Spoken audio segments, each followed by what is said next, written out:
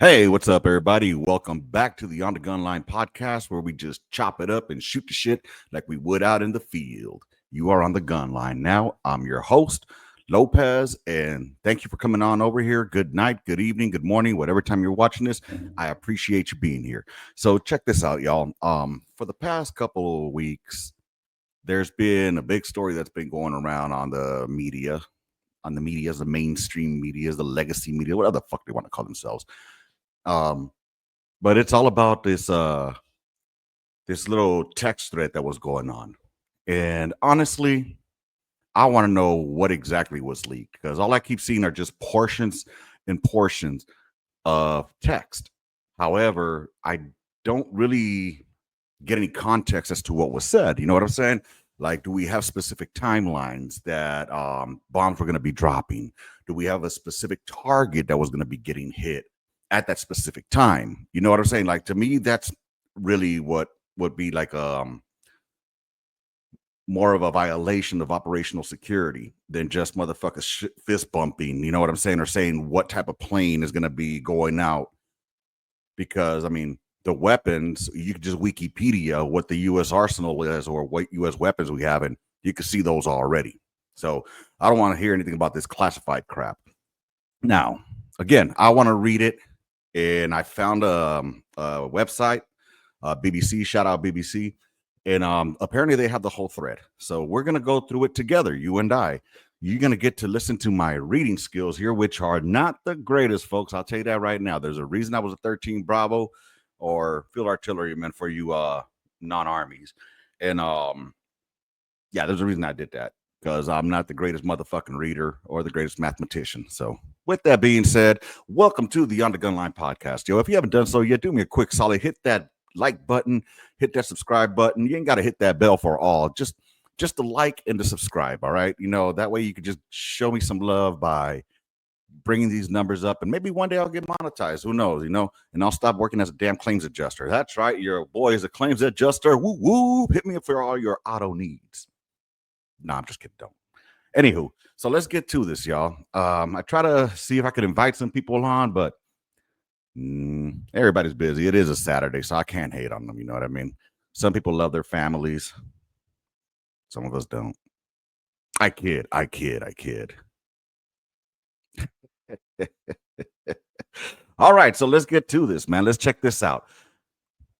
Mike Waltz is the one that apparently started this little chain right here. And it says the following: Team, establishing a principals group for coordination on Houthis, particularly over the next 72 hours.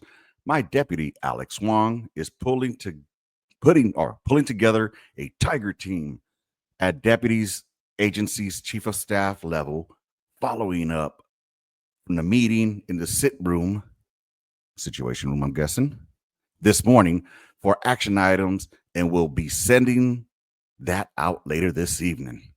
Please provide the best staff POC for your team for us to coordinate over the next couple of days and over the weekend. Thanks. For those that don't know, POC, point of contact. All right. So we got Mike Needham for the state, Andy Baker for the VP, Joe Kent for the DNI, Dan Katz for the Treasury, Dan Caldwell for the DOD, Brian McCormick for the NSC. You down with OPP? Yeah, you know me. All right, so Mike Waltz again. Team, you should have a statement of conclusions with taskings per the president's guidance this morning in your high side inboxes. State and DOD, we developed suggested notification lists for regional allies and partners. Joint staff is sending this AM a more specific sequence of events in the coming days, and we will work with DOD to ensure Chief of Staff, Office of Vice President, and the POTUS are briefed.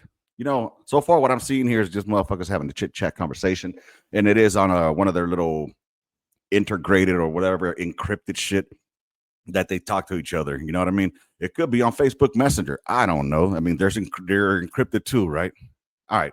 So let's see what the Veep says. Team. I hate that fucking word, by the way, team. Anyway, team. I am out for the day doing an economic event in Michigan, but I think we are making a mistake. Damn.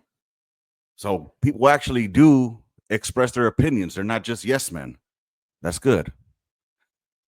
3% of the U.S. trade runs through the Suez. 40% of European trade does.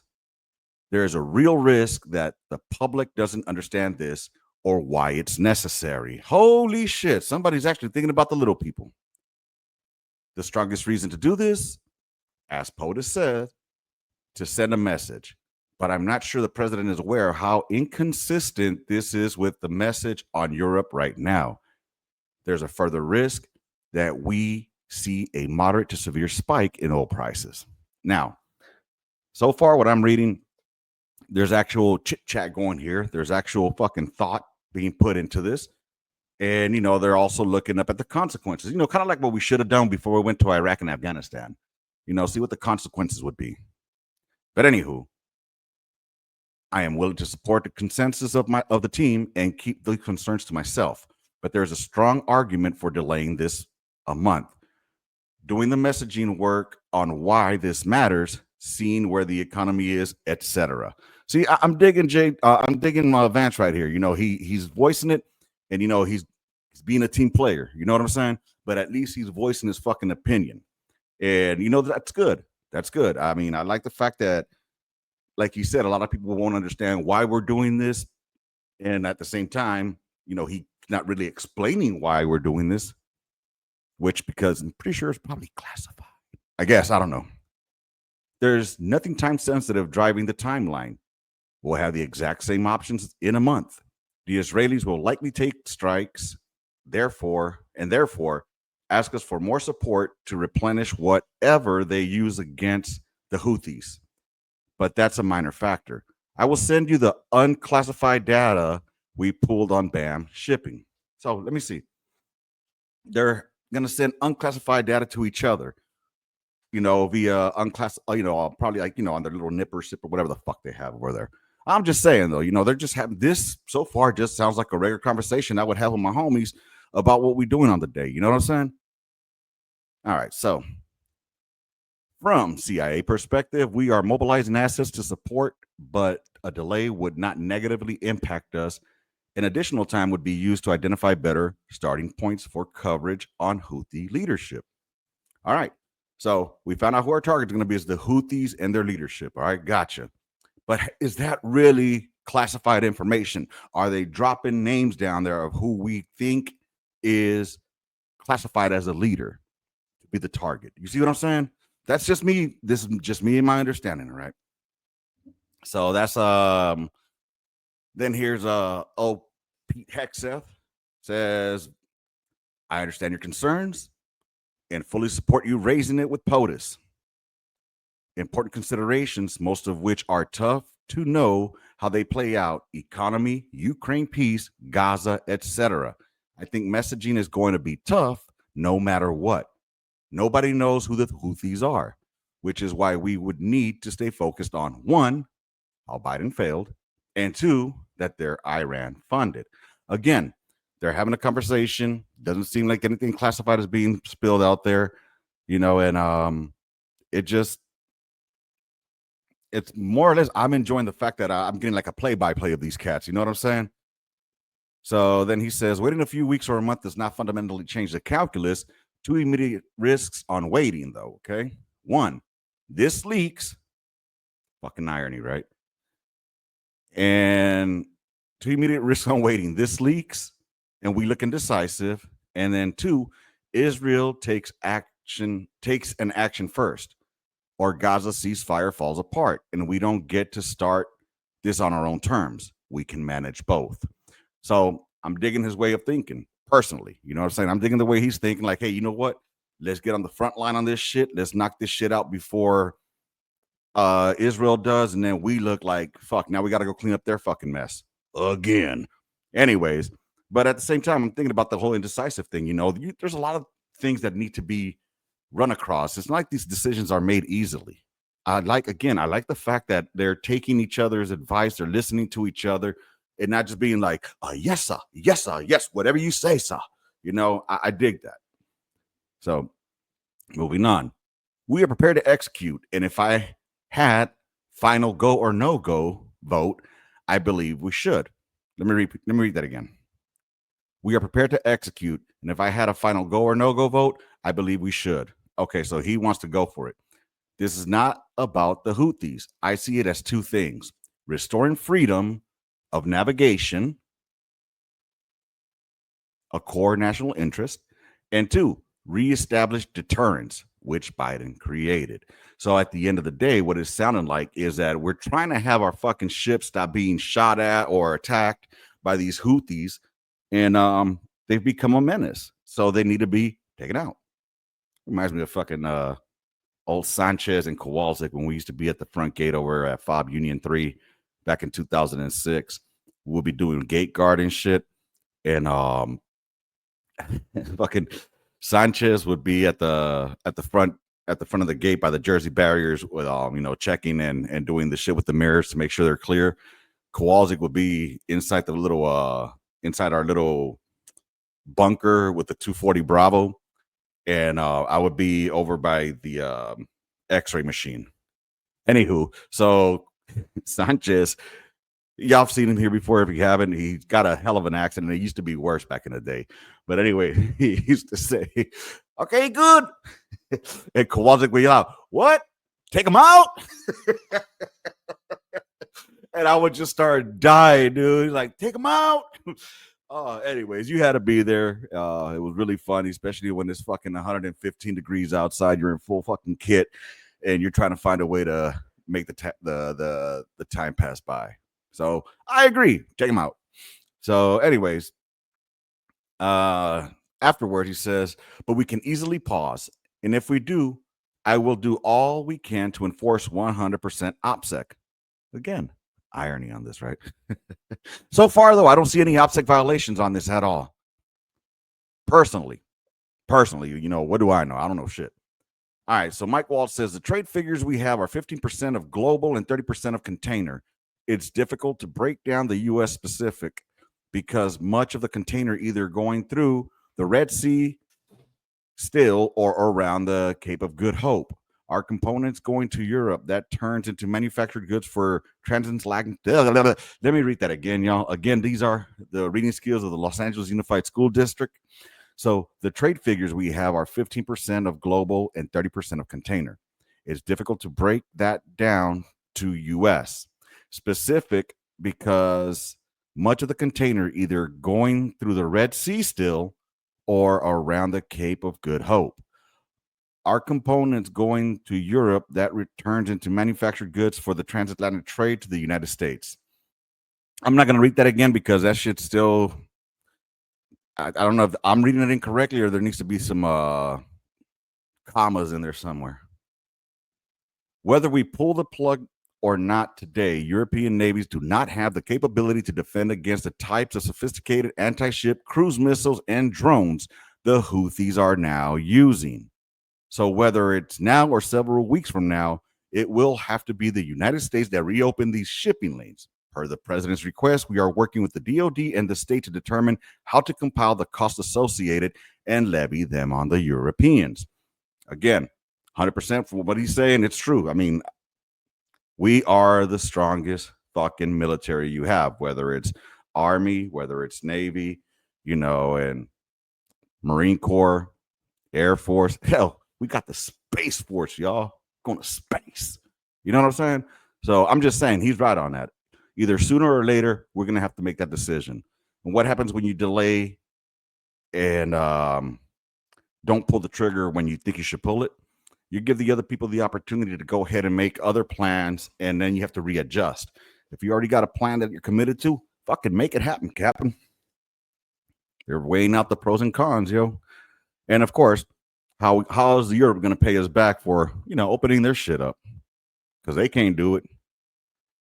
So Waltz again says, as we stated in the first PC, which I have no idea what the fuck that means, we have a fundamental decision on allowing the sea lanes to remain closed or reopen them now or later.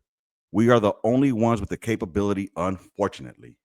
From a messaging standpoint, we absolutely add this to the horribles on why the Europeans must invest in their own defense.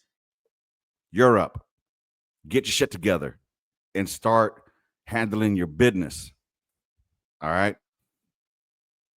JD Vance says at Pete Hexa, if you think we should do it, let's go. I just hate bailing Europe out again.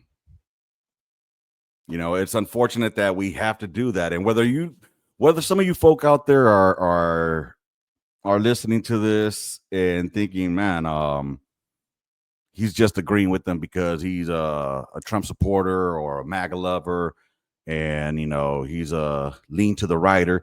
All those are true, 100%. I do all those. However, I'm looking at it at a common sense point. All right, and so far, I don't see any violation of opsec, and maybe some sensitive shit that shouldn't be put out there like this. But again, no opsec violations that I can see. All right, and let's see. Let's just make sure our messaging is tight here, and if there are things we can do up front to minimize risk on Saudi oil facilities, we should do it. 100%. You know what I'm saying? Hey, whether we like it or not, we depend on oil from them cats, and the price of gasoline, we're finally getting used to paying the $2 and some change here in Texas. So I'd like to keep it that way and go down a little lower. If you live out in New York, Chicago, LA, hey, that's on y'all, man. Y'all keep your fucking $5 gasoline. God bless Texas. All right. Heck Seth says to the Veep, I fully share your loathing of European freeloading. It's pathetic. Ain't that white on white violence right there? I'm just saying. But no, I mean, hate to say it, but we are their fucking we are the ones that do have to pull them out of any kind of trouble that they're in. But Mike is correct. We are the only ones on the planet on our side of the ledger who can do this. Nobody else is even close. Question is timing. I feel like now is as good a time as any, given POTUS's directive to reopen shipping lanes. I think we should go, but POTUS still retains 24-hour decision space. So again, they're having a conversation. Again, it seems to me that they're just fucking putting everything together. And as I heard it, the president was clear, green light. But we soon make clear to Egypt and Europe what we expect in return. We also need to figure out how to enforce such a requirement, e.g., if Europe doesn't remunerate, why you got to use big words, remunerate. If they don't fucking pay up, then what? If the U.S. successfully restores freedom of navigation at great cost, there needs to be some further economic gain extracted in return. Oh no. See, I could already see people saying like, "Oh, we're going to do things for to gain something out of it." Yeah, that's the main reason we do shit like this. So we can get something out of it too. You know, that's why you know what, I'm going to stop right there. And then Hexeth says, "I agree." All right, team update. Time now, 11:44 Eastern Time. Weather is favorable. Just confirmed with CENTCOM. We are a go for mission launch. All right, cool. There are go for mission launch. Timeline is 12:15 Eastern. F-18's launch, first strike package. All right. 13:45 trigger-based F-18 first strike window starts. Terrorist is at his known location, so should be on time. Also, strike drones launch MQ-9s. All right, too easy. So, from what it seems here, they're telling us a time that F-18s are taking off and handling their business, or that's when the window starts, I should say. And but it's not really giving us a name of who or where they're going to be hidden, is it? Again, sensitive, not classified. And then as far as like strike drones, again, what they're telling us about shit that we already have. Again, sensitive, but not classified. All right. Let's see. 1410, more F-18s launch, second strike package. 1415, strike drones on target. This is when the first bombs will definitely drop, pending earlier trigger-based targets. So it's definitely, but pending. So Again, we have a timeline per se, but we have no idea who the target is that they're basing this next fucking potential strike on. So they have no idea who the fuck they're talking about if they were actually being able to go through this signal chat and start going through this shit at the same time. And let's see. Then let's see. Oh, 1536 F-18 second strike starts. Also, first sea-based Tomahawks launch. Shout out to my Tomahawk shooters out there. Shout out to the homeboy Adam from fucking Sea Stories podcast or Average GI Joe podcast. I forgot which one he's doing now. But shout out to you, Adam. You know, he was a Tomahawk shooter type cat, so I know he would love to see that. And anyways, more to follow per timeline. All right, cool. So far, so good. Again, I don't see anything that seems very classified here. Okay. We are currently clean on OPSEC. Godspeed to our warriors. All right. I will say a prayer for victory. Hell yeah, baby. Let's do this shit. All right. So far, I know that the Houthis are getting bombed. Not any idea specifically to who. Don't know who the person that they're going for is. And but I know there's gonna be some bombs over Baghdad, or actually bombs over Yemen. All right. So then comes Waltz again. VP. Building collapse had multiple positive ID. Pete, Carilla, and the IC. Amazing job. What? Walt says, typing too fast. The first target, their top missile guy. We had positive ID of him walking into his girlfriend's building, and it's now collapsed. Good fucking job. Now we know who the target was. Obviously, that fool didn't. You know, he went to go see his old lady, and talk about her dropping the bomb on him. Oh, they got the bomb dropped on them. Dude, what if he was in the middle of busting gut, yo, and then ain't that some shit? Excellent. A good start. Mike Waltz, America, motherfucking fist bump and a fire. Hell yes. Why are we upset about this? There's motherfuckers out there saying that this is so, I don't know, that it's wrong, that they're fucking showing their, I guess, not just pride, but fucking Americanism, man. That's just fucking being proud that your homeboys did a great fucking job. All right. The team in Mal did a great job as well. Good job, Pete, and your team. Great work. Powerful stuff. Hex F says, CENTCOM was and is on point. Great job, all. More strikes ongoing for hours tonight, and we'll provide full initial report tomorrow. But on time, on target, and good readouts so far. Kudos to all, most particularly those in theater and CENTCOM. Really great. God bless. Then this Witkoff cat puts the praying hands, showing the American muscle. And then Tulsi at the end says, great work and effects. All right. There we go. There's your whole freaking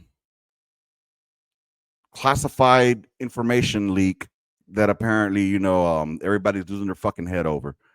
Again, I just read it with y'all. I honestly didn't see anything in there that makes me believe that there was anything that would have led to whoever the targets were to have known that they were about to get their asses blown up. I'm just saying. So is the left really going hard on this? Yeah, they're going a little bit too hard, and which, you know, the right would do the same thing if the shoe was on the other foot. But I will say this. All right. I will say this. Get your heads out your asses, fellas. I think, you know, you could have used a little bit more precaution in viewing who you invited into the chat. You know what I'm saying? Like, even when people send dick pics out, they verify who they're gonna send that to. I think, you know, making sure that it's going to the right person and not the group chat with the family. I'm just saying, you know. That's my thoughts on this. I appreciate y'all being here with me. Let me know what y'all think, man. I don't think I saw anything that said OPSEC. I didn't see anything that said, you know, violation of operational security. I don't see anything that says it was classified in there, any classified information. If anything, there were some sensitive issues in there. Should there be some reprimand? Yeah, there should be a fucking ass chewing for this. I will say this. I think I've seen, if this would have been a thread of E6s and E5s and below, oh, that will be Article 15s. 100% that will be Article 15s. So I think maybe we should do Article 15 on the person that put the chat together, because he ultimately is the one responsible. So let's go ahead and do Article 15 on Mike Waltz. Let's give him 45 and 2 months pay, and reduce them to, we'll suspend reduction in rank for 6 months. And if he fucks up between that time, then pull him out. That's what I think. What do y'all recommend? What do you think of this episode? Let me know what y'all thought. This is me, good old D-Lo, saying have a good one. Have a great weekend. It's now 1:42 p.m. I hope we get some views on this one and start bringing it back here on the Gun Line. With that said, rounds complete and a mission. Gun Line out. March order, motherfuckers. Deuces.